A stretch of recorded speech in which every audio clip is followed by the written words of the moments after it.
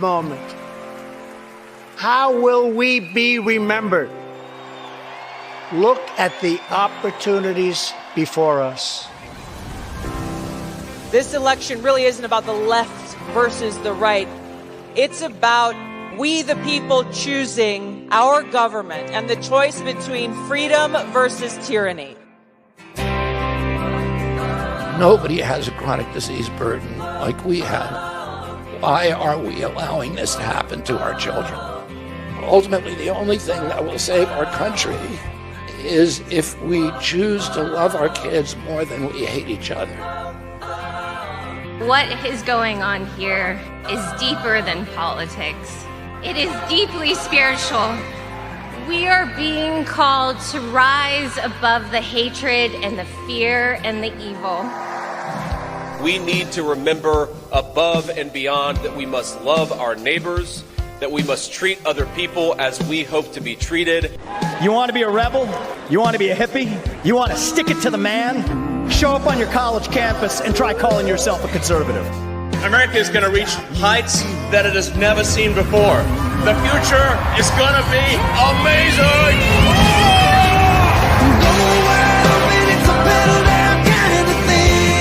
Don't you want healthy children?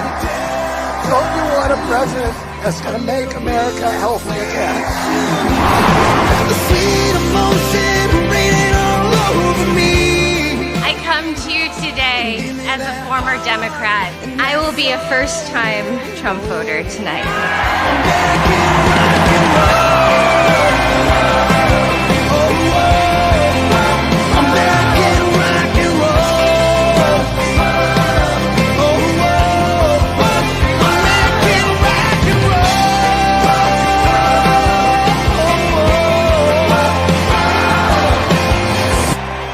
The people dreamed this country, and it's the people who are making America great again.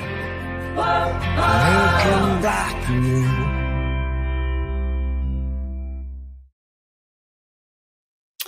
Good evening, friends, and welcome to Audit the Vote podcast. I am Toni Shoup, your host, CEO of Audit the Vote PA, and also regional ambassador for the East Coast of Patriot Academy. It is good to be with everyone this evening.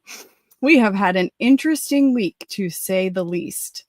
We are going to talk through some data and some specifics. We're going to take a walk down memory lane and talk through a lot of what we have found since we started this effort on the ground in 2020 and why we are so concerned about this massive push now in Pennsylvania towards we've got to utilize the mail ballots and sign people up to receive one automatically every single election. So please like, share, and subscribe on whatever platform you're watching this. And please share this video because I know that if you are not, I like how that, I feel like I need to go here when you do that, Joel. If you did not, as preparation for tonight's episode, if you are in the election integrity movement or you follow Brandon Strzok walkaway campaign or Scott Presler early vote action, you are aware that Sunday night a bomb was dropped by Brandon putting a video out on his social media with his experience with Scott Presler that is riveting to say the least, but I don't want to focus on that. So that's not the purpose of the episode, but I feel the need to set this up for those that are maybe not in the loop, although I think most of you probably are. I knew that video was coming. Brandon and I connected a few months back when he saw an interview that I did after the Lancaster race loss, and we started communicating because he had some questions about election integrity. And we've become friends, I guess, since. The video that he put out the other day that many of you have probably watched was the story he told me the first time I was on the phone with him. I knew it was coming, but I knew that there would be fallout and backlash, but I really didn't know what that was going to look like. And when I watched the video, it was from a perspective of, because I have had my own questions about early vote action and their practices. Brandon telling me the story that you all watched on the video was kind of like, aha, this isn't good. Scott's not a good guy. I knew it. So he kind of confirmed what I was suspecting when we got on the phone. But with the release of the video, what I have seen on the ground, at least in Pennsylvania, is a lot of people that are fans of both organizations and love the two of them, and they're shell shocked, and they feel like probably a lot like a kid that goes through a divorce, like these two people that you thought they were friends and they did great work, and now they're attacking each other, and it's drama and it's infighting and it's all those things that exhaust us, that none of us really want to deal with, but it's just part of human nature. And we've got to figure out how to navigate those things. So I just wanted to give you the backstory there. And I want to put all of that aside and not talk about any character flaws, no drama, no beef. I want to talk to you about why Audit the Vote is not okay with the direction that early vote action is headed in Pennsylvania, with now their 25 employees that just announced on their social media today. They've got 25 staff, and I am very, very, very concerned. And I'm going to explain to you why. And that's what this is about. And I encourage you to leave a comment. I'm going to try to check the comments. I want to answer questions. I want this to be super transparent as possible. I have nothing to hide, absolutely nothing to hide. And I want you to be okay asking questions, because our biggest concern right now is that we can't get, hey guys, we can't get Scott to answer any of our concerns. And I've gotten more hate than I expected. There is a reason that I aligned with Brandon when he was going to do this. And it's because it's for a totally different reason than his put the video out, because I believe their policies are going to destroy our elections in Pennsylvania if they're allowed to continue. And the Pennsylvania GOP, I found out, has embraced this philosophy, and they're even going to bring Scott Pressler in the summertime to be their speaker for their state committee meeting in the summer. And they are going to fully embrace a policy that, based on what we found, is going to totally destroy election integrity in Pennsylvania. And so this isn't personal. We're not going to get into no back and forth drama. But if you have questions about certain things that have come out since then, put them in the chat and I will address them to the best of my ability. So most of you know, I think, the backstory. I probably do have some new listeners that maybe don't, or new people watching this for the first time, but we started this endeavor as complete political rookies.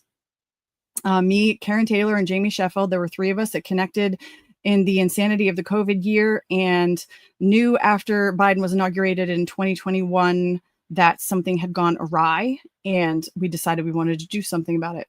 So we started our petition for a forensic audit of the 2020 election, launched it on February 8th of 2021, never expecting that I would be here today. Just wanting answers. 6 months later, ton of investigation, 120,000 signatures on a petition, and we realized that we were not alone, and we uncovered a ton of stuff. Now, I'm also not going to focus tonight heavily on machines and algorithms and manipulation. You could say, why your election integrity? Because that's a whole separate piece. And what we have discovered over the last 4 years is that our elections are vulnerable in a lot of different ways. And if we're going to fix them and get to a point where the public can trust that the outcome is accurate in terms of what the people actually wanted, there's a million different holes that we have to plug. And this isn't, thank goodness, early vote action is not pushing machines necessarily yet. So I don't want to focus on that, but I feel for the purposes of education, it's important that you understand a piece of this that goes way back a long time ago, before the 2020 election was stolen. So with that, if you have not seen, I'm going to ask Joel to pull up a video of Clint Curtis. This is on YouTube, and you can pull it up and watch it yourself. This guy is a Democrat who wrote the very first computer program algorithm designed for a voting machine that would flip an election with a click of a button from 49 to 51%.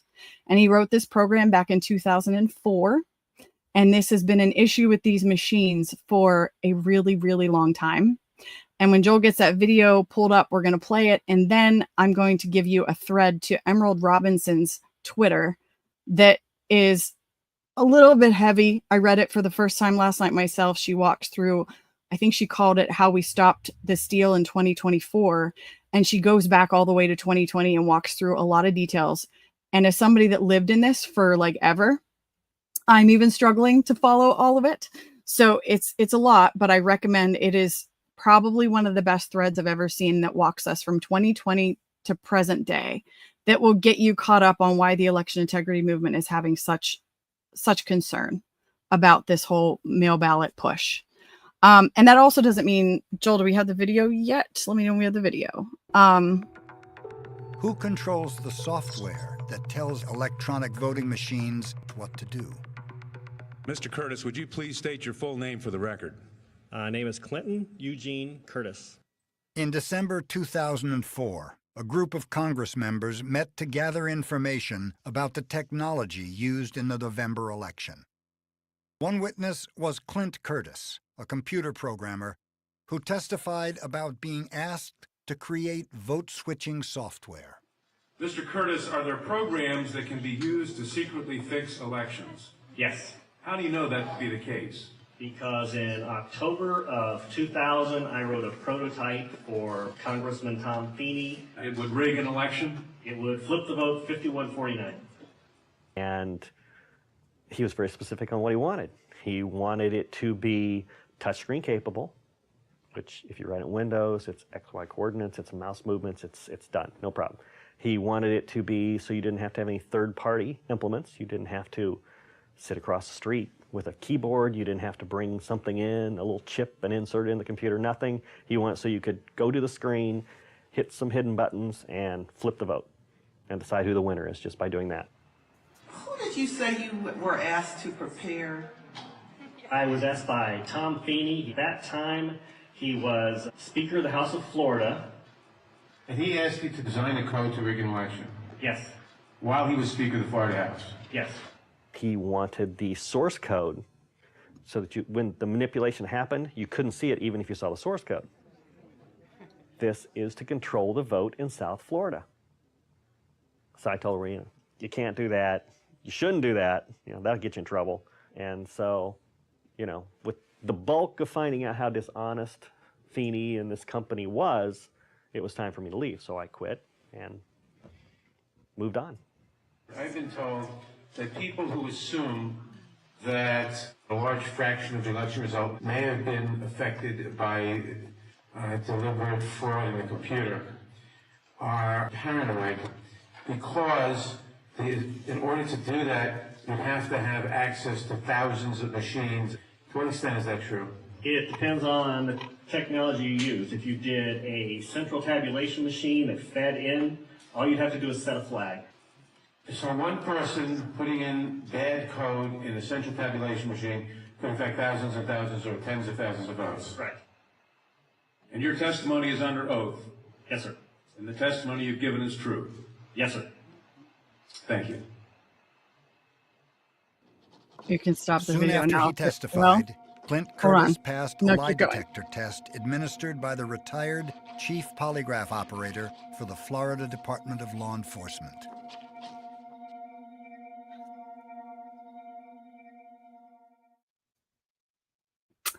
Oh, whoops. Okay. This was a long time ago, people. And again, so there's your education for the night. Where I come from, my blood's boiling. I'm getting like, oh my God. Oh my God. But I've seen that a bunch of times. If please share this, because that video should go viral. If it hasn't already, maybe at some point it did. But please share this so we can get that information out there, because that's not being talked about a lot. And for tonight's purposes, we're going to leave all of that possibility on the shelf. We're going to totally ignore the possibility that what you just saw is happening today. And I'm going to direct you to Emerald Robinson's Twitter, where she does a thread. I don't have, we don't have it to drop right now, but just get on Twitter. If you're not following Emerald Robinson, she has a thread on there that describes all of this, and it will become clearer, the picture. And so now we're going to leave the machines on the shelf for the rest of the night.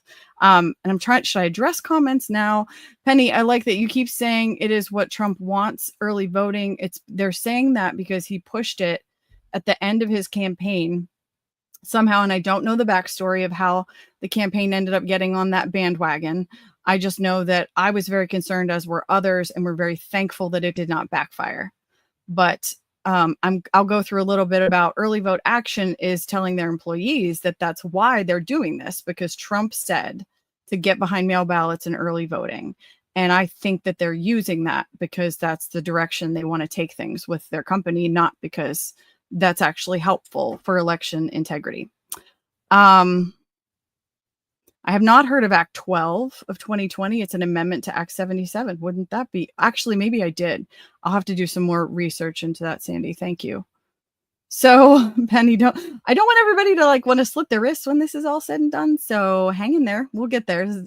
All hope is not lost, because if you haven't taken my Constitution class yet, Patriot Academy, Constitution Alive, or Biblical Citizenship, or the one I'm doing now, Foundations of Freedom, you do not know the story of John Quincy Adams and his famous quote that duty is ours and results are God's. He was the pioneer to end slavery, staunch abolitionist who had intense pushback at the time.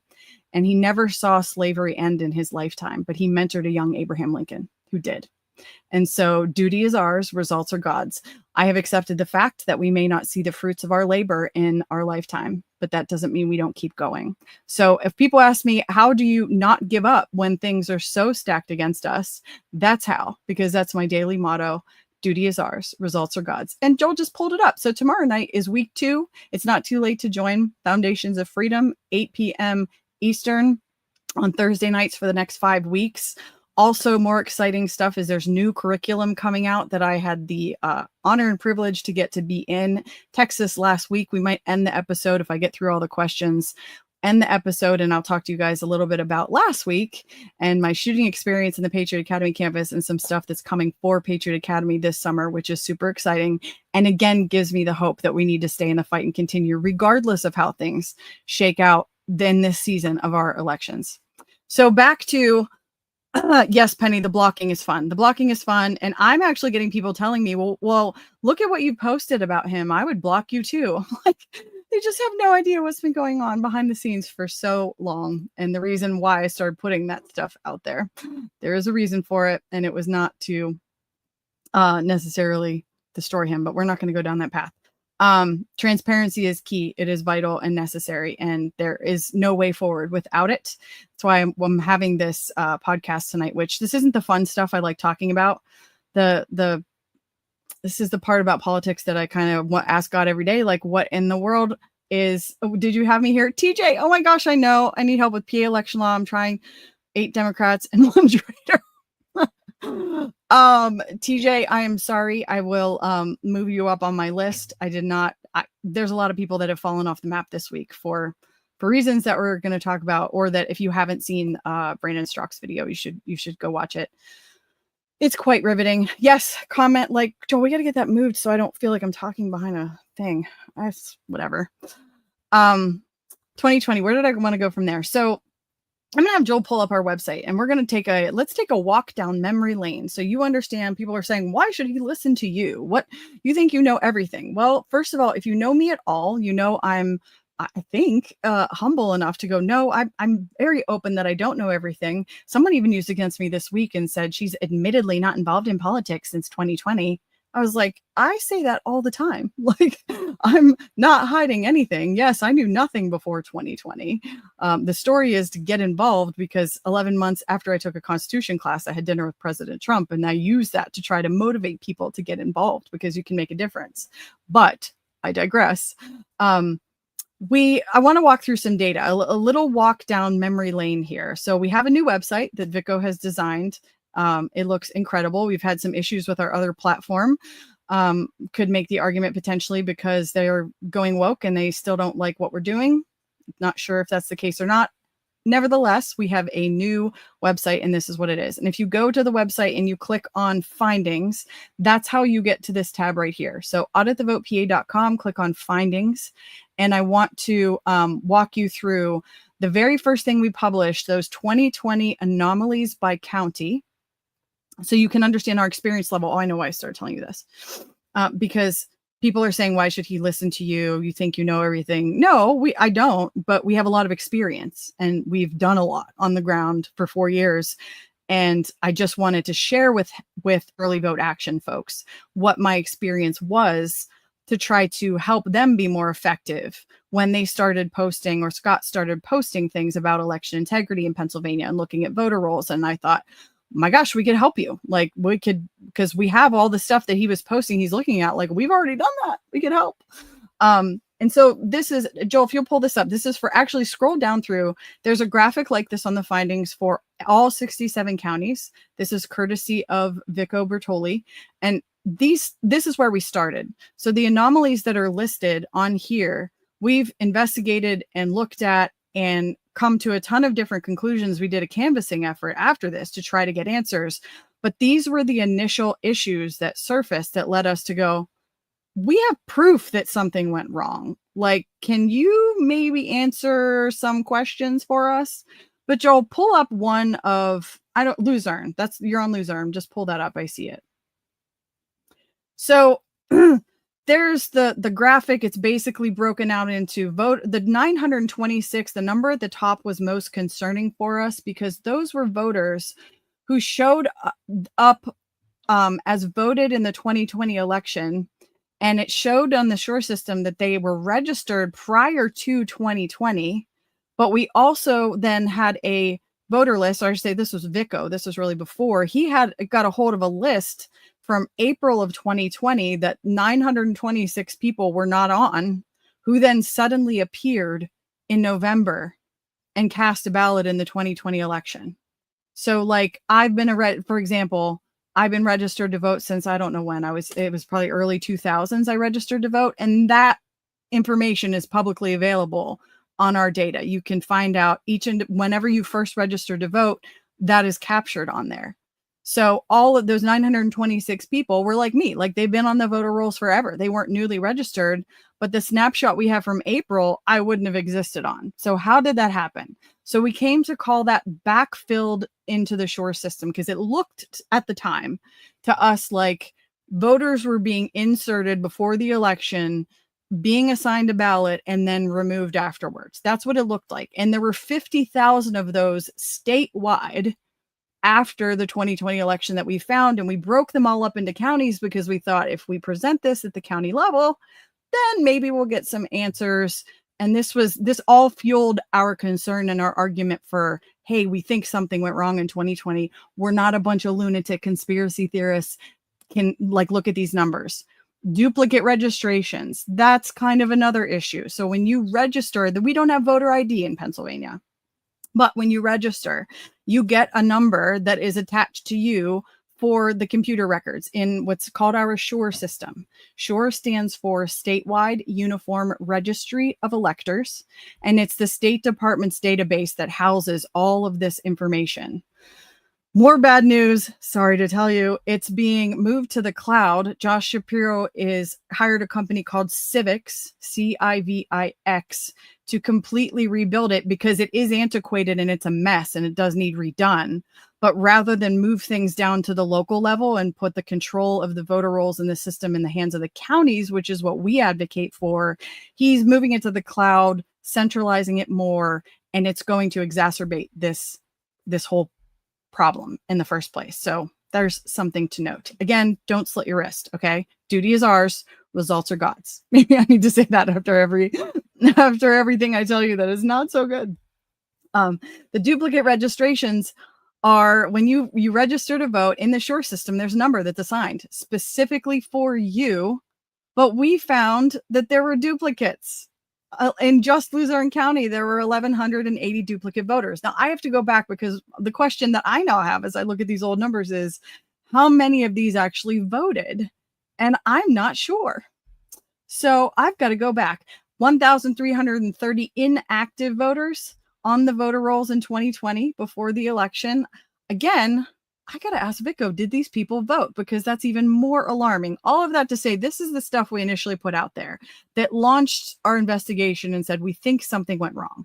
And at the bottom for each county, the other notable stats that are all the way down there at the bottom was kind of concerning. And it's just a trend that shows us between 2016 and 2020, Democrat registrations, this is specific to Luzerne County, actually decreased in those 4 years by 1.1%, but Biden ended up getting almost 20% more votes in 2020 than Hillary Clinton had in 2016. So the registration trend was going down, but the Democrat candidate got more votes. Now, what happened between 2016 and 2020? Was it something called no excuse mail ballots that might have been vulnerable? Note. Okay. Just stick a pin in that. And then we saw that in all 67 counties, there is a degree of that. In some, it's worse than others. And Zuckerbucks, for those that aren't familiar, Mark Zuckerberg dropped over $20 million into the Pennsylvania 2020 election under the guise of COVID. We need personal protective equipment. We have to protect people so that they can go out to vote. And so he conveniently dropped that money in very blue areas, Democrat strongholds, and turned out it was all used for drop boxes and satellite offices, and none of it was actually used for COVID anything. We believe, and there's a lot that has come out since, that money was to skew the election. Again, Emerald Robinson's thread will go through this quite extensively. Okay, so Joel, stop. Let's go back. Let's look at what this led us to. So there's one of these for every county. You can go back up. We did meet with a lot of different counties and present this information. And again, this might be worth me going back through to figure out now with the knowledge that I have a different vantage point of how I'm looking at this stuff. This is really interesting. Go to the canvassing findings again, and then let's pull up canvassing. So what we started to do when we realized in August of, look at this. Vico did such a beautiful job. Don't click anymore yet. Just hang on. In fact, here, while I'm talking about the canvassing, let's remove this and I can tell you guys this story so you're not just looking at a screen. When push for the audit, 120,000 signatures. We're now into June, July of 2021. We have dinner with President Trump on August 18th of 2021. President Trump was crafting a press release. We were crafting a press release with him. He said, how can I help you guys? And we said, well, if you put out a press release and said, just had dinner with Audit the Vote PA and fully support their efforts led by Senator Doug Mastriano for a full forensic audit of the 2020 election, get it done. Because we were getting pushback in Pennsylvania so heavy. And at the time, Senator Mastriano was our advocate, our champion who was pushing this cause. He's how we got our dinner with President Trump. That was supposed to happen. Less than 48 hours after we left President Trump and that press release never going out, our swamp in Harrisburg had jumped in, found out we were having dinner with him and stopped him and told him, no, don't do that press release. We are going to actually change everything. Mastriano does not know what he's doing. We're going to remove him from the committee that he's on and keep him from sending subpoenas for stuff that will get us real answers. And we're going to put somebody else in charge and everything's going to be fine. So don't send that out. And he listened. And when this unfolded at the end of August, again, 2021, we knew on the ground, holy crap, we just spent 6 months pounding the pavement, trying to get support for something that has now been hijacked. And we are not going to get the audit that we wanted. So we shifted gears. We had started canvassing, going door to door to try to get answers to the anomalies that I just went through. But we shifted gears and decided we were going to go straight for canvassing. We were going to try to work at the local level with our county commissioners. And if we can find, our thought process at the time was, if we can find enough answers on the ground to raise more questions, we just want answers, and we'll bring it to the local officials. Maybe they'll look into it.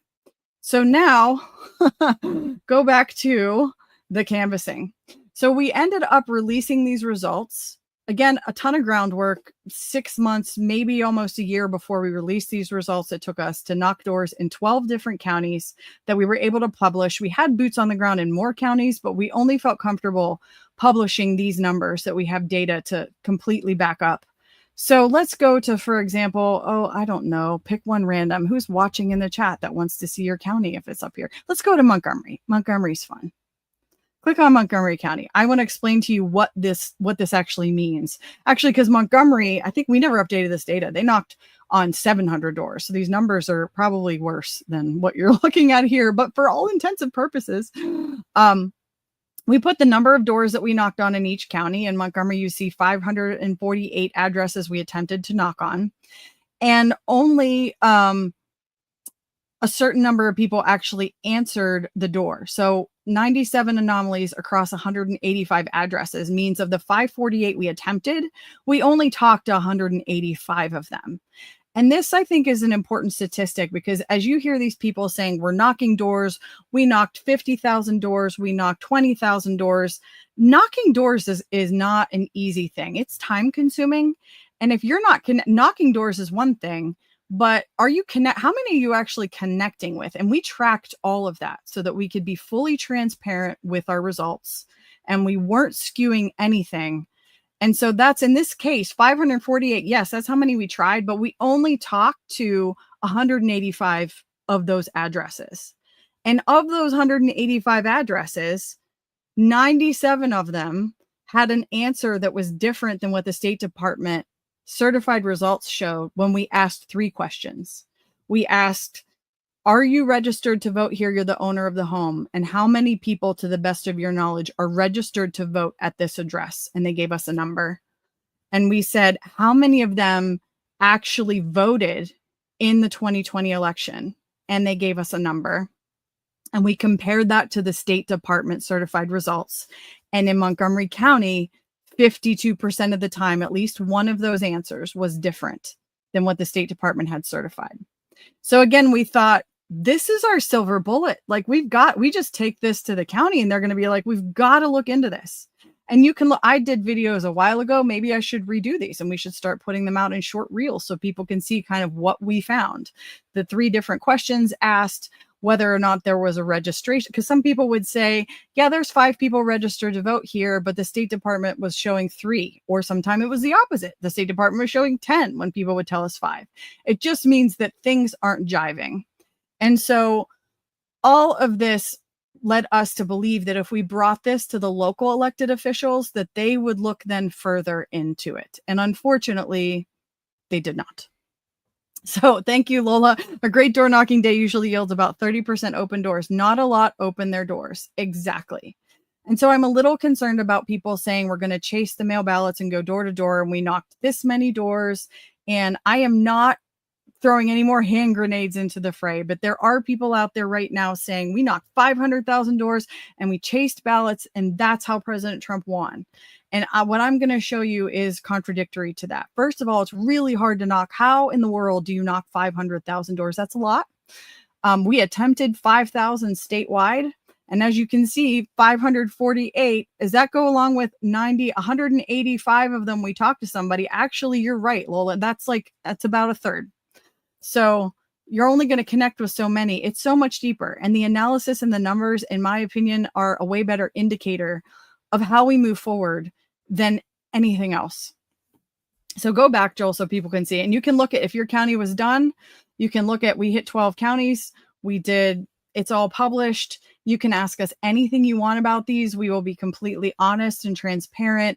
Of course, the Lancaster newspaper did a hit piece on us and tried to discredit everything, because I think one of our numbers might have been off by like a super small percentage, which we fixed after they pointed it out. But they used that to skew the entire thing and say that our work isn't credible. You can't trust anything these people put out because they had like a very small discrepancy in our Lancaster results. And so that is a shame, but that is out there. And the naysayers still to this day will pull up that article as evidence that we are discredited and they shouldn't listen to us. Meanwhile, President Trump wrote an op-ed in the Wall Street Journal, which I need to purchase and show everybody, that we are a highly respected organization, and he gave his stamp of approval on our work. That was pretty cool. I got to pull that up so I can show everybody. But the Lancaster newspaper, which is completely left-leaning and bonkers, is the only ones that actually even attempted to do a hit piece on these canvassing results. And at the time, I remember being on the phone with reporters that were reaching out to me for questions, and they would not talk about this stuff. I was telling them on the phone, this is what we're finding at the doors. Can you print that? None of them were willing. And this was, of course, all mainstream, New York Times. What's that lady's name? And eventually I stopped talking to them because they were just so skewed. And I totally had it with the beating, and like, they're not going to print no matter what. But multiple times, I think Erie News was one of them, that when we did our commercial and our canvassing effort that way, they totally did a hit piece. It was just a total mess. It became clear to me rather quickly that they were not after the truth, that they had an agenda they wanted to skew, and they were just looking for a quote from me that would support their agenda. So canvassing, what did we do after that? Well, after we canvassed, and let's remove this. Our canvassing results we released in March of 2022 at Senator Doug Mastriano had a voter integrity conference in Harrisburg. Mike Lindell was there. Dr. Frank was there. Emerald Robinson was actually the host of it. Seth Keschel was there. Mian and Karen and Vico were there and presented our canvassing data. And at that point, we were still trying to work. So in March of 2022-ish, we are trying to work locally at the county commissioners, thinking if we bring them all this data and our canvassing effort, or even we tried to get a legislative hearing in Harrisburg through the state government committee.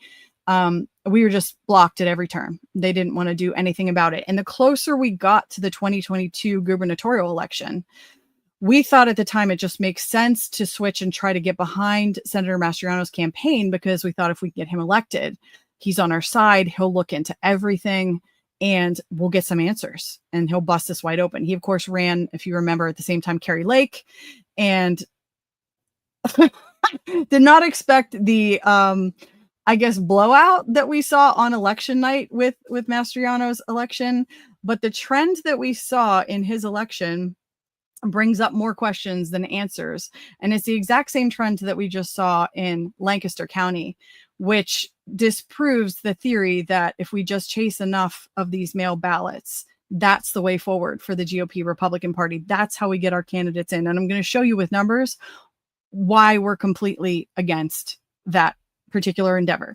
But before I do that, Joel, pull up that Substack article. I also want to show you some data that I did a deep dive on governor races. This is part of my Substack, which is separate from Audit the Vote. I'm from Mom to Patriot on Substack. So if you thank you for those that are paid subscribers that support me, you help put food on the table and support the mission so that I could pivot my life and focus pretty much full time on the political arena. I wrote this article a while ago.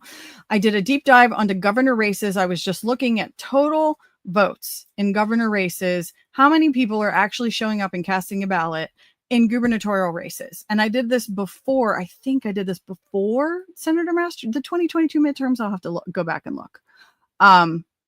So the election year, as you can see, the total votes in a governor's race starting back in 2002 was oscillating between 3.5 and 4 million. That's how many people were showing up. So I took the average at one point. I took 2002, 2006. I think that's what I talked about in this article, 2010 and 2014. And I averaged them together. And what we found was about 4 million people-ish were casting a vote for the governor's race every 4 years on those gubernatorial years. Then something happened in 2018 where 1 million extra voters showed up. Because look at the 2018 numbers. We have this huge spike. Over 5 million people cast a vote for governor in 2018. And it's also interesting to note that this was before mail ballots. We didn't get no excuse mail ballots until fall 2019. So I asked the question in this article, which I don't know the answer to still, of where did the extra 1 million voters come from between 2014 and 2018? Because we didn't have 1 million increase in population. Pennsylvania's been actually going down population over the last 20 years. So where did these extra 1 million voters come from was the question that I was trying to ask. And again, we still don't really know the answer to that. There's theories. Some people said, well, President Trump got elected in 2016 and more people got involved and wanted to get engaged. And so that's why there were all those extra voters. Possible. But again, without a full-blown analysis, deep dive into things that we are not going to be given access to, unfortunately, by our own government, we aren't going to get the answers to these questions. And I just looked before we went on camera to see the 2022 midterm elections. The total votes for the governor race are about 5.3 million. So again, it climbed in 2018 to 2022. An extra 350,000 people showed up to participate in that election. So that is what it is. All right, so you can get rid of that, Joel. Let's go back to how am I doing on time? I'm doing good, and I still have some people. Ask any questions that you want. I wanted to do this because I got so much hate this week on my social media that I thought I'm going to go out there, go live, and let's talk. And I'll answer any hard question you have. Anything you want to ask, you want to throw at me, please do it in the comments. I'm not running from anything. If I don't know the answer, I will just flat out tell you, I don't know, but I will figure it out. And we can come to a different conclusion at the end of the day. And that's fine too. But it's worth we can't just run from this. So a lot of people are telling me this looks like drama. You've got to leave this alone. And I get why they say that, because the way I looked at all of this coming out was a different perspective than the people that are now coming at me that support both Audit the Vote and that also support Early Vote Action and Brandon Straka. They were not expecting that video. They weren't expecting that perspective. And so they're looking at this as they see one side, that Early Vote Action's out there registering voters and they're doing great work. And why can't you just leave it alone? And that's what we're going to get into next. But actually, should I do that first? Yeah. So Joel, let's do this. Pull up the pie chart that shows 2024. I sent it to you in the private chat because it's interesting to note. So the gubernatorial race goes not the way we expected, right? Mastriano, Oz, multiple narratives out there of why they lost, saying they were poor candidates, that Mastriano didn't have the money that Shapiro had, what have you. A lot of different theories. But what's interesting to note, which is actually not on this graphic, it's going to be on the Lancaster graphic, is that the mail ballot registrations or mail ballots that were returned in the 2022 gubernatorial midterms for Mastriano and Oz, the same trend in those is in the Lancaster race, meaning of the Republicans who returned mail ballots, they're not all voting for the Republican candidate. And I'm jumping ahead. I'll get there in a second. So in 2024, then the midterms, if you remember, were kind of huge disappointment. Everybody's like, what the heck? And that is when the party really started going, well, we just need to chase mail ballots and that's going to fix everything. But they're ignoring that there were races in between that are not showing this trend that now, because Trump won in 2024, they're like, see, it worked. And I will be the first to tell you that after the election, I was wondering that myself. I was like, you know what? I had people when Scott was on his victory train after 2024, which we all were. And I had people calling me saying he's taking credit for the state and that they were complaining. I was honestly so shocked that Trump won and was waiting for the next shoe to drop before January 20th. Like, what are they going to, they're not just going to let him waltz right in the White House. What are they going to do next? I honestly did not pay attention. Very little attention. I shouldn't say I didn't pay any attention. I was paying very little attention. The other criticism I'm getting this week is you're just angry because you didn't get credit. That has nothing to do with it because I could care less about who gets credit.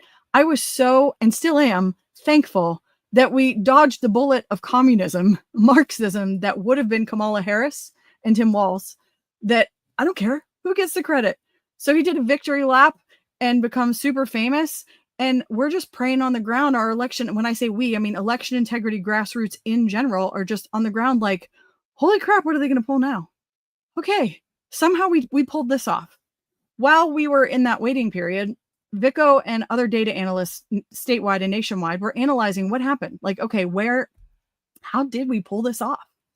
And what this graph shows is that it did not come from Early Vote Action's mail ballot efforts in the 2024 election, because what this shows is that only 20,000 newly registered voters in 2024 actually cast a ballot and voted early. And Trump's victory was over 100,000 votes. So had we not had those mail ballots, he still would have won the state by 80,000 votes. So again, it's not a credit thing. It's like, let's see what happened. How did we actually win? So we know how to move forward, what the path is to try to win more elections. And at Audit the Vote, we're more about integrity in the elections than we are winning elections, although it is a balance. And I definitely don't want to see communist Marxists get in office.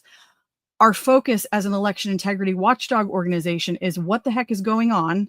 And we're going to expose it to the public so people can get involved, because we've learned that education is the key to all of this. The fix is going to have to be at the local level. And so we are exposing everything, whether it's on the left or on the right.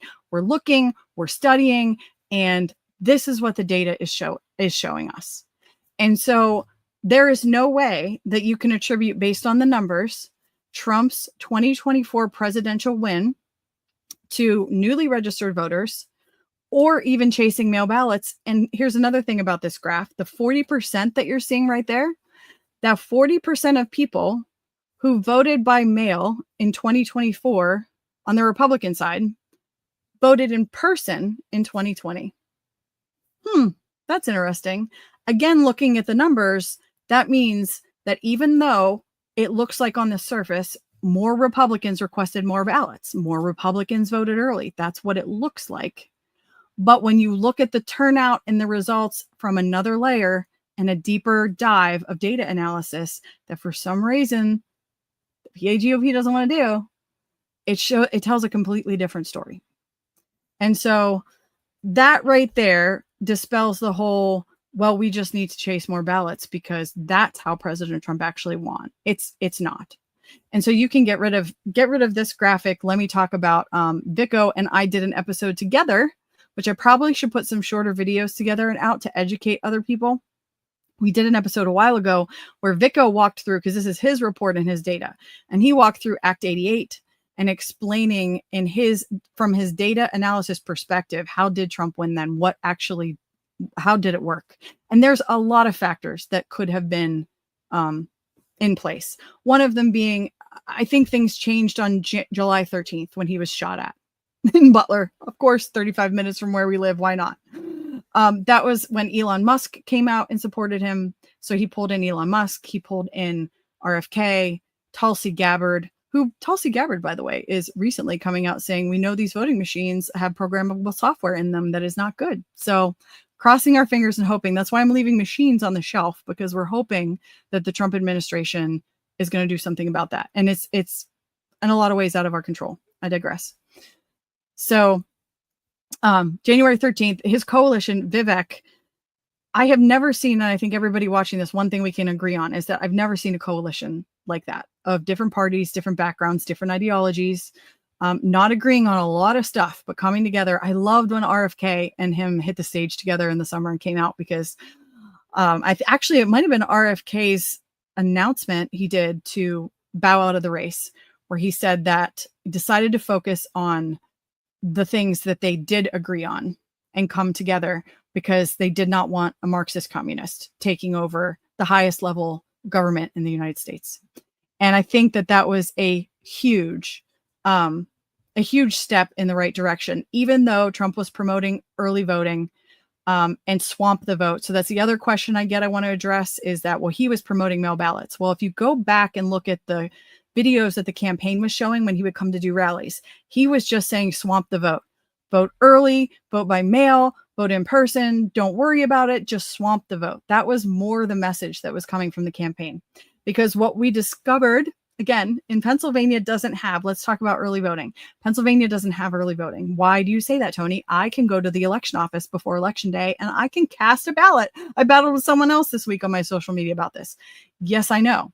But there are other states that early voting is defined differently, as you can go to your election office and vote up until election day. They'll give you a ballot, and that is technically early voting. In Pennsylvania, we have what's called on-demand or over-the-counter voting that can start up to 50 days before election day. But it is a mail ballot process in that there is a deadline 7 days before election day. And we just figured this out actually in 2024, because Trump started pushing swamp the vote and vote early. And what we didn't anticipate is that 7 days before election day was the cutoff, because when you went to your election office and wanted to vote before election day, you had to fill out an application for a mail-in ballot. And then you had turned that application in, and it had to get processed by the Board of Elections. And then they gave you a ballot, you filled it out, and you put it into the envelope, exact same if you would have stuck it in the mail. You just handed it to them, and it went in a separate bin and sat there until 7 a.m. on election day when it was opened. And that's Pennsylvania's version of banking the vote and voting early. Now, Here's where the problem comes in. Because it was pitched as early voting, people assumed that up until election day, they can go to their Board of Election office and cast a ballot. And so the Friday before, the Thursday before, the Wednesday before, Monday before, people are like, what's going on? You mean I can't vote early? Not if you didn't already request a mail-in ballot, you couldn't. And it caused mass chaos and mass confusion. And once again, praise God that it didn't affect the outcome and President Trump ended up winning. But that's a little nuance that most people do not understand. So early vote action, there is no early voting in Pennsylvania. You are voting by mail. And this is the sticky point that is really disturbing. Before I connected with Brandon and started understanding what his perspective was with Scott, I was very hesitant to fully come out and criticize early vote action because they were registering voters. And it did appear as though on the Scott's social media that he was working his tail off. And I'm like, I'm not going to criticize somebody that's working hard. We need people to register to vote. This is not a bad thing. And I still maintain that. Like, I would never tell someone don't set up a table somewhere and register people to vote. That's not helping. Of course that's helping. But what they're also doing as part of their policy, which is very, very dangerous, and I'll have the Lancaster graphic, I'll pull it up in a second and show you why, is that after the person registers, if they indicate that they are not going to show up at every election, early vote action employees are handing them an application for a mail ballot, having them fill it out, and making them click the box, or this is what they're being trained to do. And this is what our state GOP is going to get trained to do if this goes through this summer, is that they are trained to check the box to put them on the automatic voter list to get a mail-in ballot every election. Now, there's nuances to this too, because thank God we have provision in Pennsylvania where you have to re-up every year. So that doesn't mean you will automatically be mailed a ballot every single year. You have to continue to say every February, yes, you'll get a message from your election board and you have to click something that says, or fill something out, I want to be given mail-in ballots for both elections again this year. Keep me on that list. You have to re-up it. But once you check that box one time, you are automatically going on a list that can be purchased by NGOs, any NGO. We could purchase it. Audit the Vote could purchase lists of people. The county parties purchase lists of people. Early Vote Action as a PAC can purchase these lists. Every which way side of the aisle does it. But what we've seen since, yes, comment, like, share, and subscribe. Thank you. And I'll get to the comments as soon as I'm done explaining this. So Joel, throw up the Lancaster graphic, because this is the true danger in this.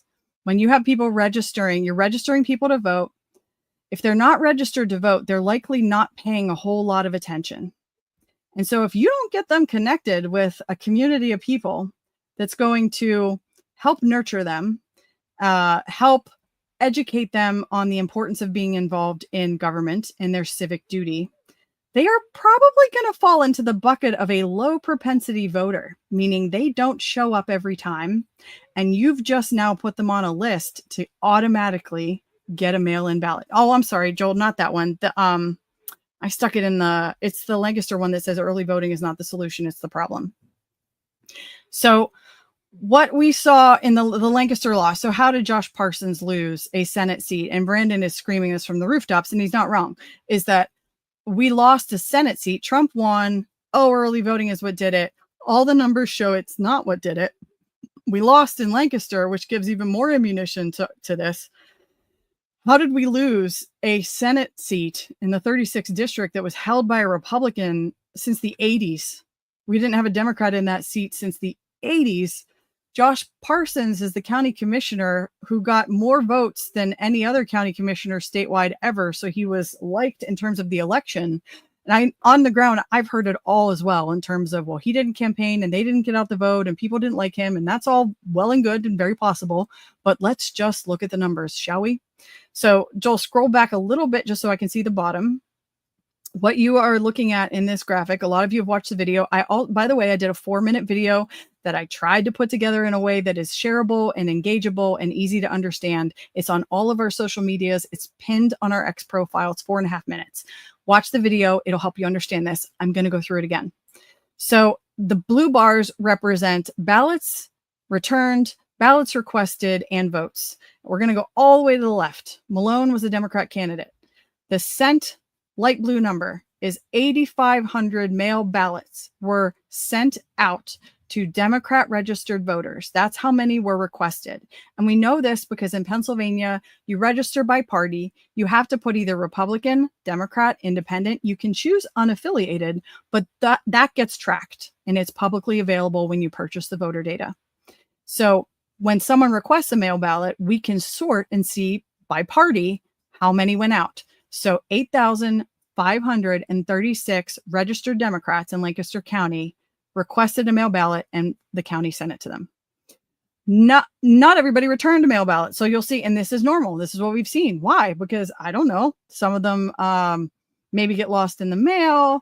Some of them, if they're not being requested, there's a myriad of reasons of why they wouldn't get returned. The point in this instance, because I want to wind this down soon, is that less people actually return the ballot than requested. And that is normal. And it has happened every cycle since mail ballots started in 2020.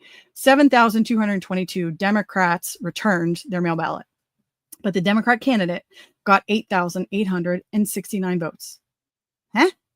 So first glance, people are going, they cheated. Like, not necessarily. Now, more hate I got this week. So you're saying there was no cheating. I didn't say that either. You understand, I'm a math person at heart. I have an engineering degree. I'm very analytical. I want results, proof, evidence, and data before I jump on anything. And so, no, I wasn't going to come out and say they cheated and they stole it.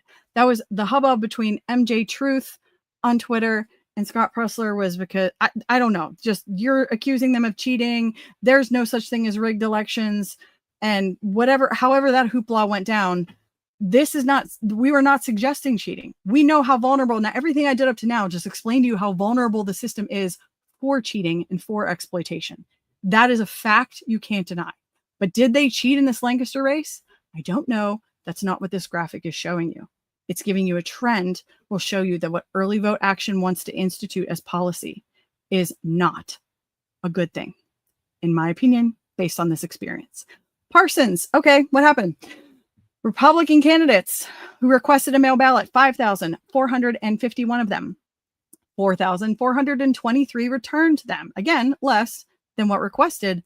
But Parsons only got 3,547 votes. Huh? Well, how could that be happening? And we threw the independent in here because Valerie Bianconello from Delaware County also tried to throw me under the bus when this came out and tell me that I'm a moron and stupid and we don't know what we're talking about and we're destroying the Republican Party by putting all this stuff out there. You didn't account for the third party. So we threw the third party on here and you'll see the same thing. So independents, unaffiliated, whatever, 1,765 requested, 1,326 sent back. The independent candidate only got 173 votes. So what does that tell us? That tells us that the Republicans and third parties that are returning ballots must be voting for the Democrat candidate. That's how the Democrat got more votes than Democrat ballots that were returned. Is this making sense? More votes than ballots returned had to have come from the other two parties. So what does that mean? Well, that means that Republicans and independents who vote by mail are less likely to vote Republican. So why in the world would we want to stick more of these ballots into circulation? Now, the other thing that's disturbing that we looked at in here, I don't have in a graphic, is that Parsons ended up losing by about 400-ish, 400 to 500 votes. Well, you can also, when you purchase voter data, sort by low propensity voter. What does that mean? Well, low propensity means they're unlikely to vote. They don't vote very often. They're ranked from 1 to 4. Someone who's a 4 votes every election. They call those super voters. I am now, since 2020, a super voter. Before 2020, I was probably a 1, a 2 at best.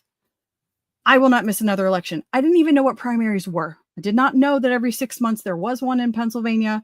And I think there's still, by and large, a lot of people in that boat, which is why we've got to get people out and educated. So 4. A 4 is a super voter. You vote every time. Primaries, presidential elections. We need more 4s, no question. But getting more fours, I don't think setting up at a gun show and a fair and getting somebody automatically sent a mail ballot because you registered them is going to turn them into a four. What's going to turn them into a four is getting them educated, involved in their community, Patriot Academy Constitution classes, involved in some type of movement, something. It's further follow-up and engagement. It's not just, great, you'll get a ballot, we'll check in with you, make sure you vote. It's bad strategy. 3 is somebody that, like, you know, maybe you miss a primary here and there. A 2 and a 1 are ones that usually only show up during big elections. They call those low propensity voters. Now, this process that Early Vote Action is instituting, their argument is that we just need to chase more of these low propensity voters who have requested mail ballots, and that's how we'll win. Well, here's the problem. And what this data shows is about 800 voters who participated in the mail ballot in this whole process right here were low propensity voters in Lancaster County. And that's about how many extra votes that would have made the difference between Parsons and Malone. So what is that telling us? That is lining up with the trend that we saw, and I think we could probably get rid of the graphic maybe. The trend that we saw in Mastriano and Oz is that when you apply for these mail-in ballots and you go on these lists that are being purchased, and now they can, the left, that is, the left-wing NGOs that we have seen Elon Musk expose USAID money, our own tax money, is funding this garbage. So organizations, left-wing NGOs funded by USAID are now able to purchase these lists and hyper-focus their advertising propaganda crap on voters who they are likely to flip or not show up on the election, meaning they can stuff the ballot. Because again, is the system secure? No. So who's to say they didn't cheat? They could have, but at the most benign, at the least sense, this trend is showing that that is dangerous and it's going to destroy election integrity in our home state. And so I want to be kind and sensitive. And I've gotten so much hate this week that I did this to try to just listen. I'm going to start looking at the comments. There are good people that work for Early Vote Action, no question. And they are working hard. But what if they're working on the wrong side and they don't even know it? And that's why I don't care how much hate I get. I'm not going to get on that train. I'm sorry. Brandon, haven't known very long. He seems really sweet. He seems genuine. He seems honest. And so Audit the Vote, I am way more in line with what Walkaway is doing as a movement, because they are changing hearts and minds. They are getting people to question the fact that they've been lied to. What we all woke up to in 2020 was, holy crap, our mainstream media, all of our major institutions in America have been captured by this lunatic Marxist ideology. And if we don't start asking questions and paying attention, we're going to lose everything. So let's just start asking questions. And that's what Walkaway does. So I am excited at Audit the Vote to be partnering with Walkaway in Pennsylvania and doing events together and collaborating, because I believe that what they're doing to change hearts and minds and what we're doing to fix the elections go hand in hand. So how do I want to wind this down? Back to the trend in the ballots, the USAID money. So we saw the arguments Mastriano is a bad candidate, or nobody realized, hey, I wasn't a fan of Oz, but I held my nose and voted for him anyway. I wasn't a fan of McCormick, but the only reason I voted for him is because I didn't want to be the reason that President Trump lost the Senate. So there's that too. How in the world is it that Mastriano and Fetterman, and since the COVID, I was always wondering this, like COVID happened in 2020, our state woke up massively. It's no question in my mind that President Trump won the 2020 election. It was stolen from him. I think that's one thing we can all agree on. I think, if you're watching this, can you agree? Do you think the 2020 was a fair election, especially in Pennsylvania? No. The answer is no. We can all agree on that. Well, then how did we lose the midterms? Because this USAID crap, they targeted with lies and propaganda and smears. And we have an actual example of this when we interviewed Republicans registered in nursing homes who said, I just couldn't bring myself to vote for Dr. Oz because he was hurting puppies. What do you mean he was hurting puppies? Well, go look it up. The Fetterman campaign ran a hit piece on Oz saying that he was literally, I don't know if he was killing, he was hurting puppies. And it was a lie. They later had to retract because they were lying. But the damage was already done because the ballots were already filled out and sent in via mail, and the low propensity voters were convinced. And the trend I just showed you in Lancaster for Parsons and Malone and the Independent is exactly what happened with Mastriano and with Oz. Less Republicans that returned ballots, those candidates got less. Oz and Mastriano got less votes from the mail-ins than their own party returned ballots. So how in the world is we can't chase enough low propensity? We can't out-fund. The left has unlimited funding through for our own taxpayer dollars through USAID to hyper focus and target specific people now because you're telling them that your propensity to vote is not high. So they know exactly who to focus on now, who to target their propaganda campaign on, that they are likely to flip the vote, or that you're probably not going to show up. And if they need to steal it last minute, they can. Literally. And I didn't even find out 100% for sure how this whole process worked. And I started dialoguing with Early Vote Action on Twitter and found out, yes, this is exactly what they're doing. And again, let me be clear. The people that interacted with me were very cordial and they answered my questions and it was respectful, and I appreciate them. And I told them that, and I appreciate everybody that's doing something. But my concern is, why can't we have this debate on this strategy? Why can't we sit down with the head of Early Vote Action and show him what is going on and kind of at least give some opinions, ideas, banter back and forth, which we have tried to do, folks, for months. And so the hate that I'm getting, that why would you be saying this stuff now? And why would you bring out the Virginia GOP issue? Because that's a scandal and that's got nothing to do with this. Because this is after a year of trying to get with him and explain this stuff to him and being ignored and now blocked. What else do you want us to do? What else do you want us to do? What path are we supposed to go? We're election integrity watchdogs. We started exposing the fraud in 2020. We stopped the steal in 2024, not audit the vote. The grassroots, the people of Pennsylvania had enough and got involved in Stop the Steal. What's not talked about is Act 88.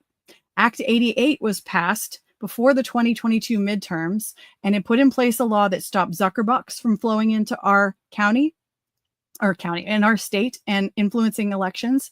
And it also required counties to have to report how many outstanding mail ballots they had left by midnight on election night. And they stopped them from being able to stop counting. It forced them. They have to talk to any county election office. It is law now. They can't stop counting. And that contributed way more to Trump's 2024 win based on the numbers than anything else. And oh, by the way, the people that were watching drop boxes all over the state absolutely made a difference. Round the clock efforts in multiple counties of people that were watching the drop boxes saw trucks in the middle of the night pull in and pull right back out. Now, if you've got a drop box that's kind of, there's 40 some drop boxes in Delaware County. They're on every corner. If a giant truck pulls in at 3 a.m. and nobody gets out and does anything right by the drop box and they pull out, we can make the reasonable suggestion that might have been a ballot drop dump, that they realized they were being watched and they went, oh crap, we better not do that. So there was that going on around the state that's not being talked about. That and Act 88. And go read Emerald Robinson's thread on Twitter, which I'll get it posted. It's heavy. There's like 100 different threads on there, but it will explain, if you really want to understand this, if you're new to this and you want to understand election integrity, go read her thread. It is very well done, very well put together. It's heavy. It's a lot of information, but it'll explain to you how we got here and how we did stop the steal in 2024. And there's no ballot chasing effort or gimmicky anything that is going to fix this. Again, we didn't talk about, what about machines? What about voter rolls being dirty? Doing this is adding to that problem. It's exacerbating the issue. It's not helping. Thank God, another thing we didn't talk about that's getting absolutely no airtime is the effort that PA Fair Elections put forth to get the voter rolls cleaned up before the 2024 election. And they have real stats and real numbers that show voters were removed.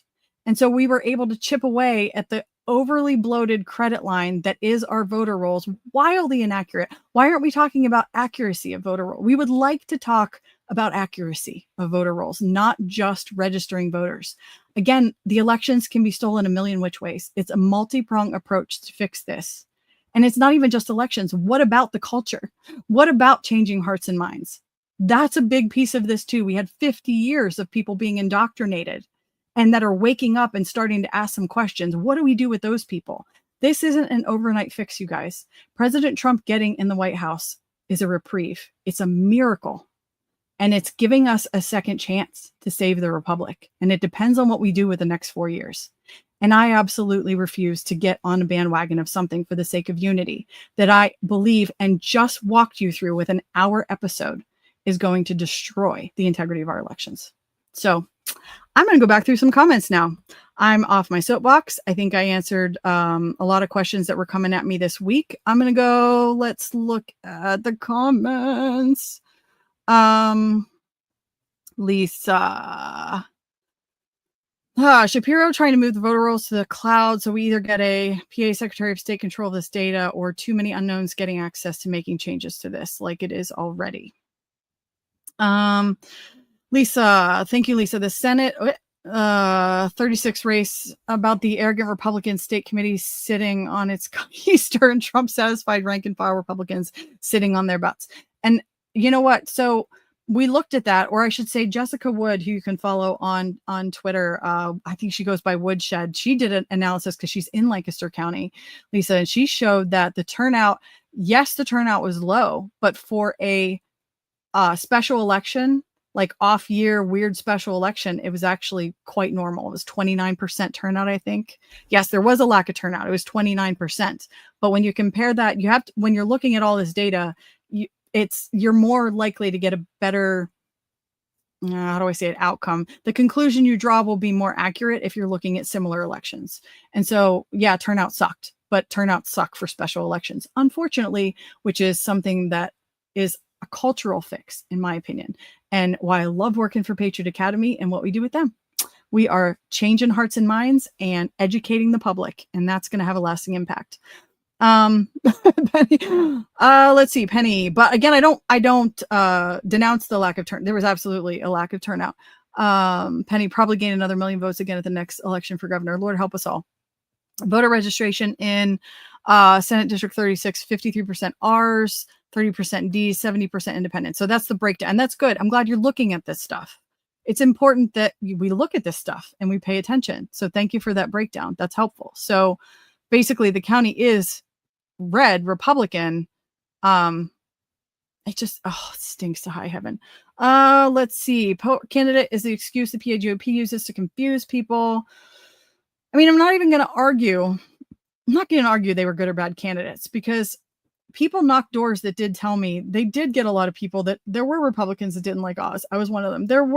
Mastriano got absolutely beat on the abortion. I mean, it was brutal. My mother in the summertime, God rest her soul, I was in the hospital with her in June of 2022. This is again, the USAID, the propaganda campaign, all that money that pounds with ads.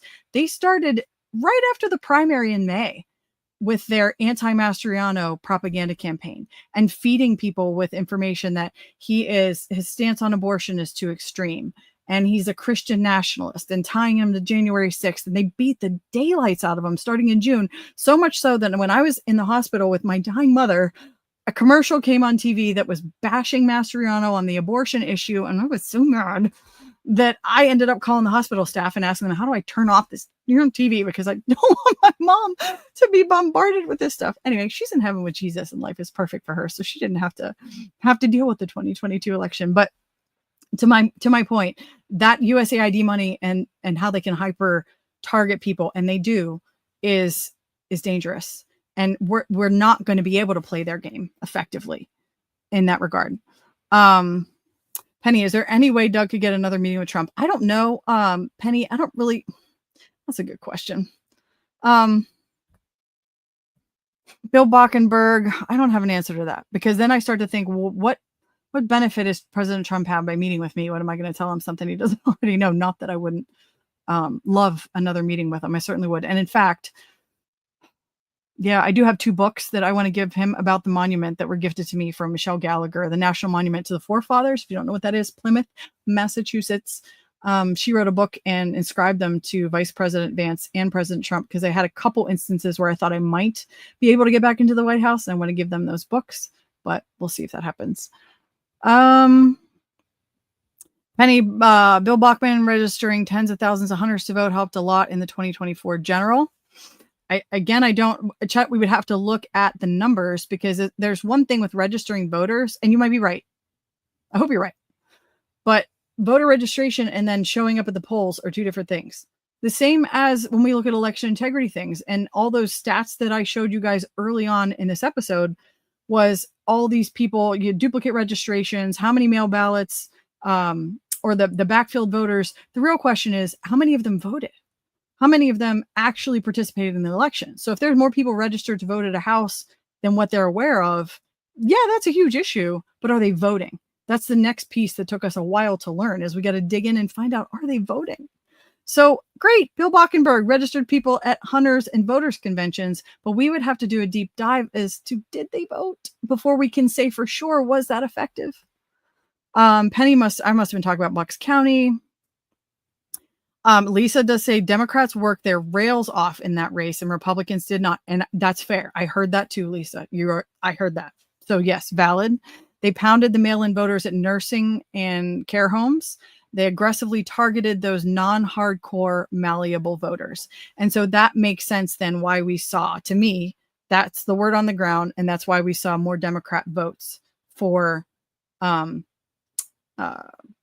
what's the candidate, Malone, that ended up winning, and then less Republican votes. That is a valid perspective.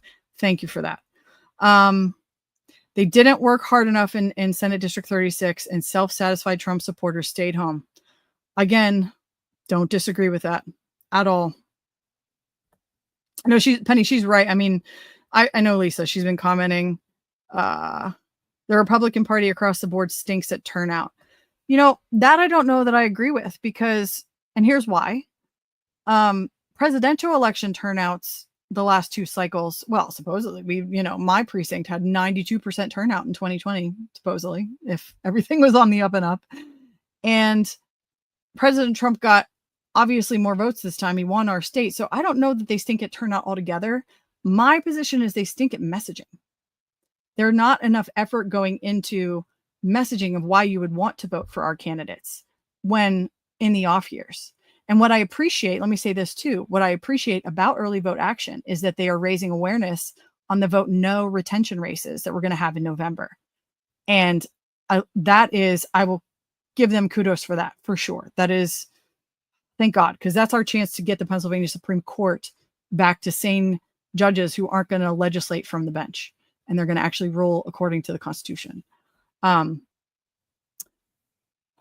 says, the Republican Party across the board turnout stinks. Yeah, I mean, I'm not disagreeing with you. We have to figure out a way to boost turnout in primaries in general. And again, Lisa, I think that's what I love what I do for Patriot Academy, because that's what we're trying to do, is get people educated and understanding the urgency that they need to get involved and pay attention. If we just boost turnout a little bit in the primaries, we can root out some of this unity party rot that has taken over our state. Dawn, thank you. Don't sweat the hate. They come at you when you're over the mark. Well, thank you. You're doing great keeping up. I don't even necessarily, I welcome criticism. It's just, can we do it in a way that's constructive and actually have, some type of dialogue conversation, not just angriness. Ours, Lisa said, have a plus 23-point voter registration advantage in Senate District 30. Oh, she already put that. Dawn, it was stolen 100%. Yeah, no crap. Well, you know what, Penny? So Penny's saying what upsets her about Scott is that he says the 2020 wasn't stolen. I have to see him on record saying 2020 was not stolen. Our experience with him was this, and again, I didn't want this to be about him. This is about the data, but it kind of goes together, I suppose. Karen Taylor, our co-founder, reached out to him when we started the petition in 2021 and asked for his support. And his response to her, as far as I know, I have to get in touch with her to find out if it was cordial, if it was rude. It doesn't really matter. His response was basically no. He was not interested in looking back. It was not interested in an audit and just wanted to register voters, and he was moving ahead. And at the time, I thought nothing of that really. I was kind of like, well, whatever. Now I look back and it again adds to my concern about his motives. Connecting with Brandon and hearing Brandon's story, which is now on video, kind of made me start to really think we got to sound the alarm here, because who wasn't interested in answers in March and April of 2021? Think about that. Like, where were you in March, April 2021? I was on Lindell train of watching all that stuff. Absolute Proof, whatever the video that Dr. Frank ended up being in. I was tracking the Supreme Court cases that Sidney Powell still had out there, what Sean Parnell was doing. And I was still thinking, like, we're not going to actually have to sit through 4 years of an illegitimate president, right? We're going to fix this. And maybe I was in an echo chamber, but anybody that was not establishment, I feel like, was in that boat too. And it's looking back, it's odd to me that he was like, no, don't care, not looking back. Like, what? Anyway. So there's that. So Penny, I would love to get someone on record just asking them now, like, what are your official thoughts on the 2020 election? Do you think President Trump legitimately won in Pennsylvania? Forget the rest of the country. I only care about my home state. Do you think he won? I would be nice if we could get somebody to ask him that. Again, just transparent, not combative, not disrespectful, nothing like that. Let's just have a conversation like human beings. Lisa, the bad thing about Oz is that he's a WEF. Oh, I know. I know. I wasn't crazy about Oz either, but I voted for him. And that was I could do a whole nother episode on that about the day that President Trump endorsed Oz and how my phone started blowing up. And so I got in touch with my contacts there, and they say that he endorsed Oz, number one, because Oz gave a big donation. And number two, well, maybe these are 1 and 1A. I don't know which order. Number two was that he thought with Oz's name recognition that he had a better chance of beating Fetterman. Obviously, the man's not perfect, and he makes bad calls, and is still, by the way, thank God, I think surrounded by enough good people in his administration to actually make some headway against the deep state. But he's still surrounded by people that are not great. I promise you that. Lisa, you forgot Vivek. What about Vivek? I didn't see what we're talking about, Vivek. The only thing is cleaning up voter rolls, machines, one-day voting, and voter ID. So it's good you bring that up. No machines. I agree. Let's address this, because here's why people, I think, are jumping on this bandwagon with early vote action and they want to do the mail ballot thing is because, and I get it. We're very frustrated. We feel very, our hands are tied. Like, what else are we going to do? We don't have the House. The governor's not going to sign an election integrity bill. Like, I get it. Like, that makes sense. But what we're saying is, let's bring our expertise to the table and come up with a strategy that is realistic and sensible, rather than just jumping on the next thing, or God forbid, the gravy train of people just wanting to make money, because politics, folks, is a business, unfortunately.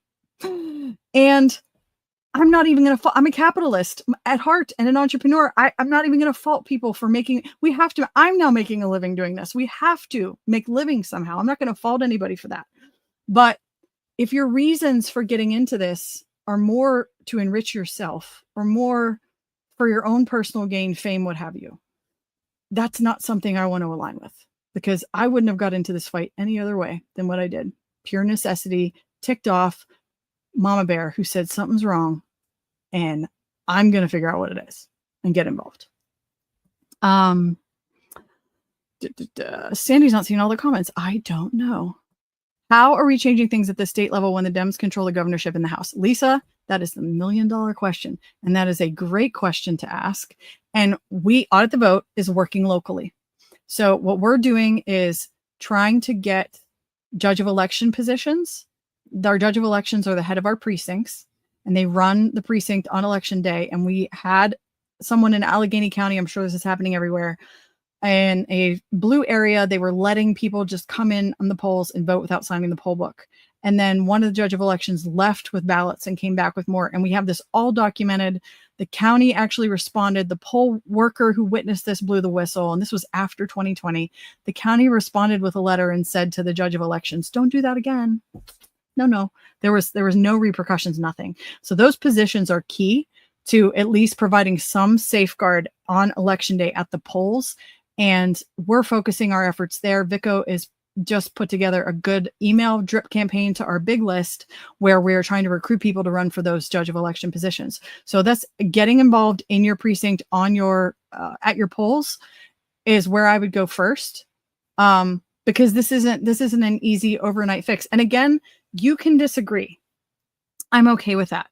The other thing I should address, thank you for bringing that up, Lisa, because I want to talk about this. I'm also not taking the position that voting by mail, you should never vote. You should never do a mail ballot ever, because there was once upon a time something called absentee balloting. That was if you had a legitimate reason that you weren't going to be around for election day.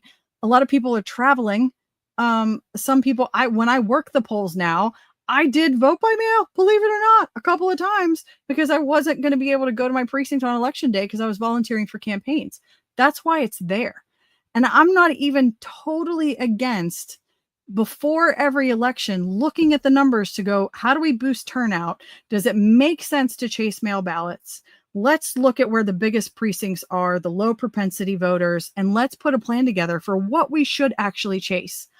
I think it's smart to do that election by election as we're working towards getting rid of the mail ballots. I don't think it's a good, this policy that they're putting in place is disaster. It's going to promote empathy. We're already seeing on the ground people that are getting used to voting by mail. John Fredericks, God love that man. I'm not throwing him under the bus. I like John. In fact, John and I ran together for our RNC delegate position in whatever district that we're in, 17. But John has bought full-blown mail-in ballots are here to stay, and we just need to embrace them and use them.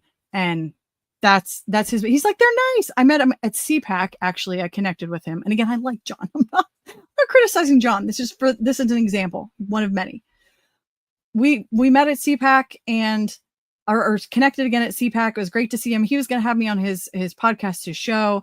And he said to me two things. I don't want you to bash mail ballots, and I don't want to hear about machines. And I was like, okay. I ended up just not going to his tent. No hard feelings, nothing. But again, we have to learn how to part ways as friends. We can agree to disagree on things. That's okay. And so I didn't go because I just didn't feel right about it. I'm like, whatever. I'm not going to go on his podcast. But he is now convinced it's so convenient. It's so easy. Why would we not want to vote by mail? And that's where they're taking us. And that's the danger, is that if we buy into this and feed into this, might we win? Might we be given a reprieve like Trump and win one or two here and there? Maybe. But long term, for the sake of posterity and our kids, no. So I hope that clarifies it. I'm not against using them ever. I'm against the policy of let's just embrace it because we're dealing with it. No. Election by election. Very calculated, managed like a project, very controlled, not just blanket policy. That's my position. I hope that makes sense. Oh, look, can we buy low propensity Democrat rolls and do the same thing without? Yes, those lists are expensive. That's another thing. They are tens of thousands of dollars to buy those lists. And again, why it's a dangerous game to play, because the right is nowhere near as well funded as the left. But yes. Well, and so, Penny, this is kind of my hope is eventually I can get with someone in the early vote action crew in Pennsylvania and explain to them that I love the voter registration, keep registering voters.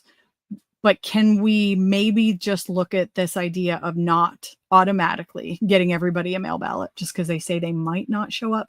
Can you maybe connect with one of these other groups like a Faith Wins or I don't know, there's a zillion of them, My Faith Votes, or hey, Patriot Academy, let's get these people in a Constitution class. Let's build a relationship with them. Let's get them engaged in the local party. Let's see if we can change their heart and their mind and get them involved so that they'll become that 4x4 super voter. Let's not just hand a mail ballot to them. I just want to have that conversation At this point, I don't know that it's going to happen. It's probably not. But again, I just wanted to throw this out. Here's my position on it. The people that want to still hate on me and think that I've gone off the deep end and how could you have gone this route and this is terrible. Hey, you know what? Okay. But I wanted to set the record straight. And that's the purpose of tonight's podcast. Penny, I'm just going to continue looking through the comments, and there's still 50 of you that are watching. So I'm just going to go through the comments. I can find it. Need to fill the precinct committee men vacancies. Yes. So what I love when I see Noah Formica posting TP Action is when he goes to the events that he posts that he recruited committee people. And so I like that, but I'd love to see it go a step further where when you go to these events, do you know what the open precincts are, where they are? And are you talking to these people about what precinct they're in? Do you know if it's an open position? Are you getting them then? What's the follow-up? And maybe they maybe they are. I don't know. But what's the follow-up step then to actually get the positions filled? Because we've been trying this for a while now, since 2020, and we really don't have any more precinct committee positions that I'm aware of. I should say. I shouldn't say we don't. I don't think we're really making any headway on that. But I prefer that path way more than just signing people up to automatically get a mail ballot.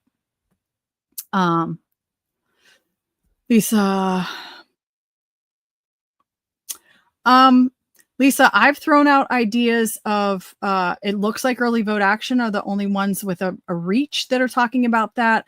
We have been talking about that. I'm going to start talking about it more, marketing campaigns. I personally would love to do billboards before the November election and say vote no. That's going to take a fundraising effort, and I have to work with some other groups and talk about how we're going to coordinate that. But I think I like billboards because I saw what billboards did for us when we did them in November of 2021. It took everybody from thinking we were just this annoying group of mostly moms and we were eventually going to go away. And when they saw that we could raise money, we raised $50,000 in 2 weeks and put 13 billboards in all across the state of Pennsylvania, Philly, Harrisburg, Pittsburgh, Erie, everywhere. That's when the establishment was like, oh crap, these people are serious. And so they may not today. Vico and I don't always agree on this. He doesn't think that billboards sometimes are that valuable, and he might be right too. I love them because I feel like we had so much success with them initially, and it's something that the establishment can't ignore if we just go ahead and do that. Now, I would love if the PAGOP would do that. Why aren't they doing that? That'd be great. But that's something that I'm open to talking about, Lisa. I think billboards would be good. Mailers, something. Definitely more campaign around that vote no. Oh, Penny, Vivek was a WEF too. You know what? I stopped paying attention to Vivek after he left. I know he's running for governor in Ohio. And it's not, I got 24 hours in a day. I can only pay attention to so many things. And Vivek has fallen off my radar. I was very concerned at one point about him. I loved the unity, the fact that he did join. I think he did bring something to the table by joining with the Trump campaign. I'm thankful he did. He's very articulate. He brings the whole diversity, as much as I hate that, because can't we just, all men created equal thing and not worry about what your skin color is and all that crap. But he's brown. I guess, if we have to play that game. Vivek, thank you. Penny, yep, and the next thing will be voting online. Yeah, right. Just don't. Duty is ours, results are God's. It's not looking good. I'm hoping that it's a long shot, but I'm going to try, because duty is ours and results are God's, to see if I can connect with the Early Vote Action folks and even Scott and tell them, hey, can you just register voters? The mail, stop with the mail ballots. And again, that's unlikely, but I just wanted everyone to know my position. Dirty Lion, you can go back and watch it. I'm going to wrap things up. I've been talking forever. Joel, let's do, and tell Trump to stop mailing. So if you look at him, Penny, now, since he did take office, that's what he wants. He has publicly said he wants no machines, one-day elections, paper ballots counted by hand, none of this. And one-day elections will get rid of the mail-in votes. No excuse mail-in votes. Now, there might absentee. We still need a way for people to cast a ballot who are not going to be in their home precinct on election day. And if you do some history, Oh, Lisa, you can ask me. Please don't ask me anytime. You know, we don't. Again, I'm not crazy. A lot of people went berserk. Like, you're getting angry. I'm really not. I just Lisa, we can disagree. We can agree to disagree. Please reach out to me anytime. I will answer any question that you have. I might be wrong. I will admit when I'm wrong. The truth is all I'm really after in this endeavor. And I'm sure if you guys are following, I don't really know where Brandon is going next with all of this. He and I are talking somewhat regularly, so we'll see. He has a great group of people coming together for a walk away in Pennsylvania, and I'm really excited to work with them. He's going to be Washington County Republican Party is going to be bringing him in as their keynote speaker for their Lincoln Day dinner in the fall. So that'll be exciting. I know that that's all taken care of with his staff. And he's got a coordinator for Walk Away for Pennsylvania that I will be working alongside to try to just collaborate more. We need you on the ballot in 26 as a precinct committee man. Liberty Line. Yes, I would agree with that. She is the precinct strategy queen. I should end it by getting on the quad and driving off. That is that is something I have not considered. I have not considered that yet. I didn't prepare Joel for this either. So last week. All right. So if we're done, I think I've answered anything. If anybody else has questions, concerns, insults, whatever, hurl it at me and we will try to address it. Well, Penny, I thought so too, but you gotta be, I did get a lot of hate, a lot of backlash, a lot of angry people. Here's what gets to me the most are the ones that know me. Like, these are people that know me. Like, you know my heart, you know me personally. You're a Pennsylvanian, and even they're like getting really upset. I'm like, how do you not like think maybe we should have like a conversation? You find out why I think this instead of just like going bonkers. Good night, Lisa. Yes, go get some sleep. June 5th, next Team Red meeting in Allegheny County. Thank you for calling that out. What else? Last week in Texas, this is going to be like super long, but it's okay, Joel, because it'll be clips that we can send out and educate people, and maybe then I won't have to make extra videos. My husband and I went to Texas last week and took Patriot Academy's handgun defense class. I didn't send, Joel, if you can find the reel that's on my Facebook page, I did share it, that I did from constitutional defense. I put together just a 1-minute video as a recap. The shooting class that I took last year in March in Patriot Academy, I dragged my husband with me this time. So we had kind of like 4 days together. The kiddos were at home with sitters, and we had a blast. It was a great time fellowshipping, connecting with other Constitution coaches. We designed it as for people that host classes like me. Let's all go to Fredericksburg and take the class together. I went last year in March, terrified of guns, having no experience with them, really never having touched one before. My husband took me to the range one time before I took the shooting class, and I shook like a leaf. I mean, I was terrified. This year I went back and I now have my own. I have a concealed carry permit, and I own a Walther PDP something. How bad is that? Oh my gosh, my husband and Rick is going to kill me. I did, the day before we left, end up getting my first handgun, and I had a really good time this time. I was not scared. It still feels like, if you're new to shooting, it's like a firework going off right in front of your face. It is a little unnerving to stand, like, oh my gosh, the loud noise. I'm no expert marksman. I may never become one, but I am not afraid.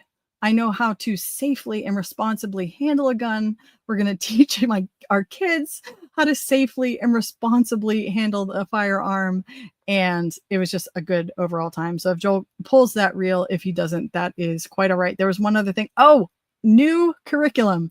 So if you've taken, or even if you haven't, Patriot Academy is coming out with a new curriculum, hopefully set to launch on July 4th this year, called Rebuilding Liberty. And I got to film some of it while we were down there.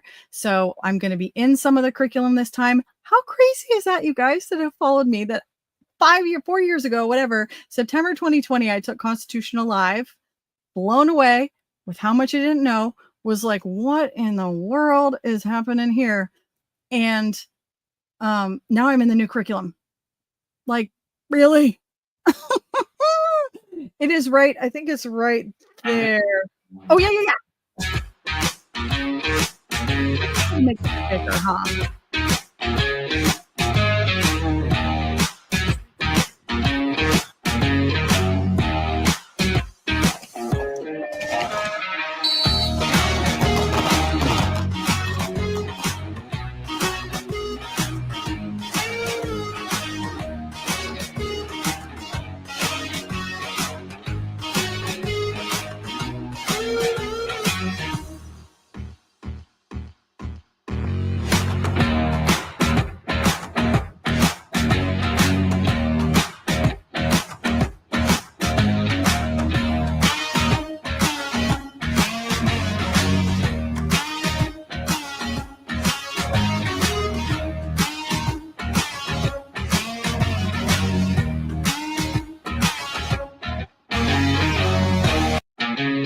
So that was me last week.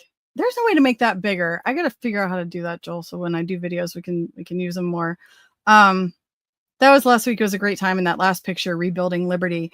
Go to patriotacademy.com. If you are not signed up to get access to all their curriculum on there, it is free. All you have to do is pull the program menu down and say Constitution Coach, sign up as a host. You get access to all their curriculum. That is how I'm going to change hearts and minds. I'm using their curriculum to continue to host classes. Who knows, perpetuity, maybe the rest of my life, don't really know. But the next one, I'm so excited. Rebuilding Liberty is going to be focused on action steps that everybody can do in their community to work towards getting the 10 Commandments back in schools. It's going to explain a lot of the Coach Kennedy case that was won from the coach that was sued for praying on the football field, and he won at the Supreme Court, overturning decades of bad court precedent. There's going to be a lot of that. There's going to be a focus on the Declaration of Independence, and it's going to be shorter. It's a 4-week series. The videos are going to be less than an hour, and it's going to be very, very engaging and something that we are pedal to the metal at Patriot Academy before the 250th anniversary, July 4th, 2026. You guys, is 250 years since the Declaration of Independence was signed. And that's a big, if we make it, and the republic doesn't crumble and we still have elections intact, that'll be amazing.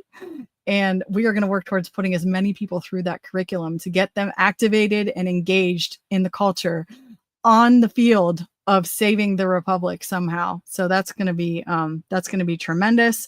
Lola Days, I am definitely going to be in Dover, Delaware for the Leadership Congress this summer.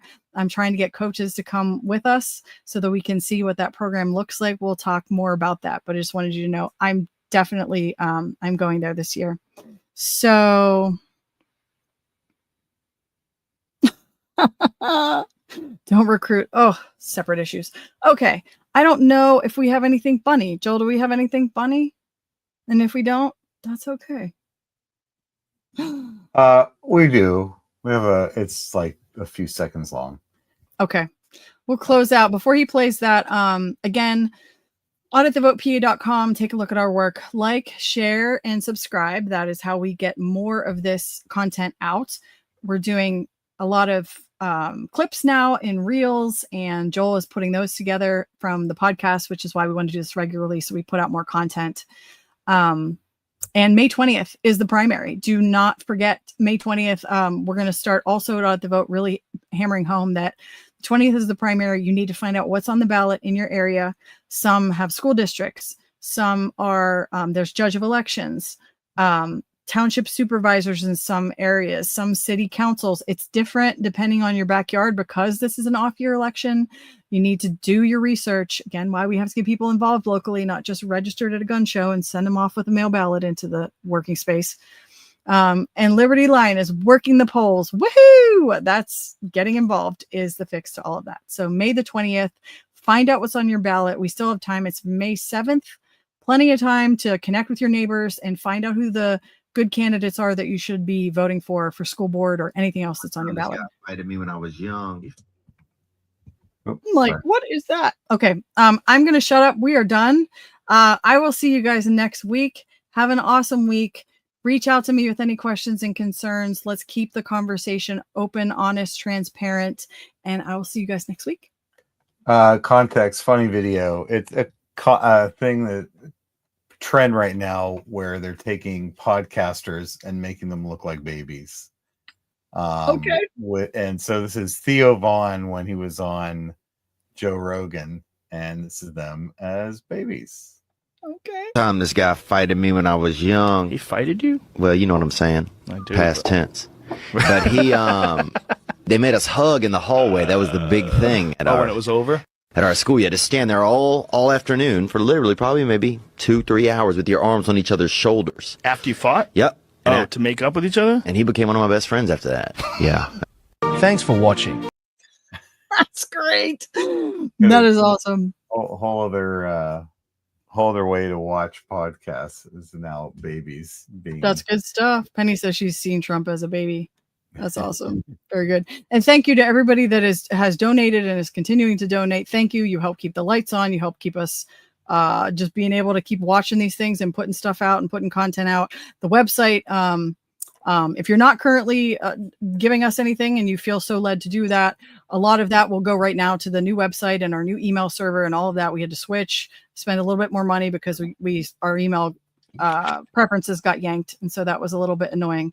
But it's okay because Vico has built a kick butt website, a new one, as you have seen. And so currently right now, if you go to auditthevotepa.com and click on donate, most of it will go to rebuilding the website. So thank you guys so much. And we'll see you next week. See ya.